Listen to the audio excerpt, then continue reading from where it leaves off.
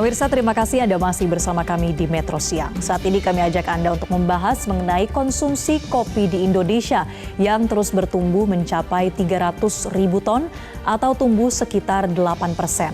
Dengan angka konsumsi per kapita kita sebesar 1,5 kilogram per tahun. Jumlah ini pemirsa memang masih rendah bila dibandingkan dengan negara-negara Eropa seperti Finlandia dengan konsumsi per kapita sebesar 12 kg per tahun dan Jerman 6,5 kg per tahun. Yang patut menjadi perhatian ialah di tengah pertumbuhan konsumsi kopi di Indonesia, namun produksi kopinya justru tidak berbanding lurus. Sehingga pada tahun 2024 harga biji kopi Robusta melonjak 63%. Hal ini membuat permintaan Robusta meningkat karena dinilai lebih murah dibanding Arabica. Menurut International Coffee Organization, kenaikan harga Robusta dunia ini merupakan yang tertinggi dalam beberapa periode terakhir. Harga Robusta diprediksi masih akan naik karena adanya penurunan produksi di sejumlah negara penghasil kopi. Lalu pemirsa, di tahun 2023, 79% masyarakat Indonesia adalah peminum kopi. Kebanyakan dari para peminum kopi ini mengonsumsi kopi setiap hari. Saat ini kopi juga tersedia dalam berbagai kemasan sehingga masyarakat bisa memilih untuk mengonsumsi kopi dalam bentuk kemasan siap minum atau kopi yang diseduh terlebih dulu. Nah, hal ini biasanya disesuaikan dengan aktivitas dan preferensi penikmat kopi. Jadi pemirsa, dalam memilih kopi banyak aspek yang diperhitungkan.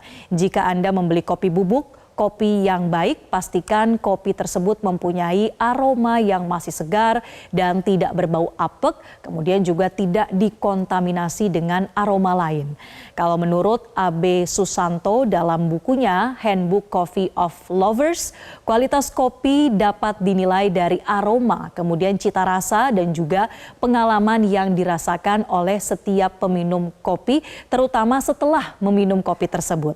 Jika kopi yang Anda seduh mengandung rasa lain, mungkin saja ada sesuatu yang kurang tepat pada proses kopi tersebut. Dengan meningkatnya harga kopi, tentu tidak sedikit yang memilih tidak menaikkan harga, tapi mengorbankan kualitas dengan mencampur bahan-bahan non-kopi. Nah, hal tersebut membuat konsumen harus lebih berhati-hati dalam mengonsumsi secangkir kopi. Kemudian pemirsa, menurut peraturan Badan POM nomor 26 tahun 2021 tentang informasi nilai gizi pada label pangan olahan standar pangan yang baik di industri kopi mencakup kebersihan, kemudian juga sanitasi. Jadi ini artinya pemirsa, kopi diproses di fasilitas yang bersih dan terjaga sanitasinya untuk mencegah terjadinya kontaminasi. Kemudian bahan baku kopi juga harus bebas dari kontaminasi pestisida dan bahan berbahaya lainnya.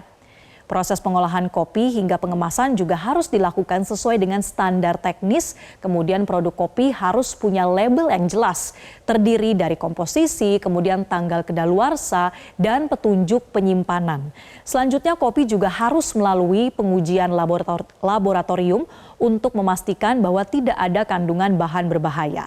Nah, dengan standar ini dan juga merek membantu memastikan bahwa kopi yang dihasilkan tidak hanya enak tapi juga aman untuk dikonsumsi.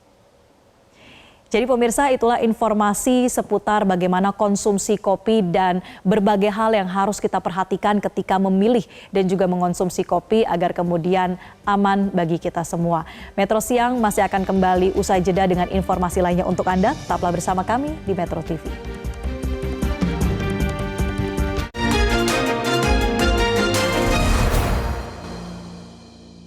Didukung oleh seringnya kita melihat masa depan kejauhan, padahal masa depan itu ada di depan mata kita. Inovasi yang terdepan tercepat meninggalkan yang lainnya. Inovasi itu ada di HP kamu, di aplikasi kami. Livin by Mandiri, inovasi Beyond Super App yang mengedepankan semua kebutuhanmu. Dari transaksi hari. Jelajahi cara baru mendapatkan informasi. Download Metro TV Extend sekarang.